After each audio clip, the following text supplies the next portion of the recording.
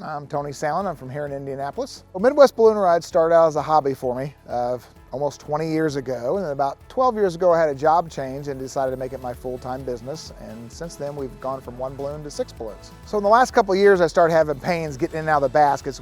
Sometimes you got to climb up on the baskets to mess with the burners and things like that, and I started having pains in my sides and my back, not realizing what it was. And we finally determined it was a hip problem, and I had no idea until really about a year ago. When I had the hip pain, we started telling some different friends about it that had had hip problems before. And one of my friends suggested I go to Forté because he had had a good experience with one of the doctors there and I should check with him. So we made an appointment and went in, and our appointment was with Dr. Maratt. So once I made my first appointment with Forté, I went in to see the doctor, and that whole process was very easy. You know, the people called me back very quickly.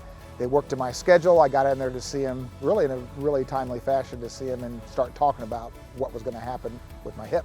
So I got my right hip replaced first, and the experience went very well through the whole process, and so now I need my left hip replaced. And of course I decided to do it again with Forté because Dr. Maratt and his team did a very good job, and again they made it very easily, and knowing that I'd been through it once, it was even easier the second time because they knew me and I knew them, so it made it a lot easier process to decide to do the second with them also. I'm feeling great. I had to ask him, did you really do the hip replacement? Because there was no pain afterwards. You know, I took the pain medication for a day and stopped taking the pain medication. I'm not using the hip now, and here we are just a little over a week out. So it went so easy. I mean, it's just amazing. So I've been telling people, don't be afraid of getting a hip. Don't wait till you're 70 years old. You don't have to. It's not as bad as you think it's going to be.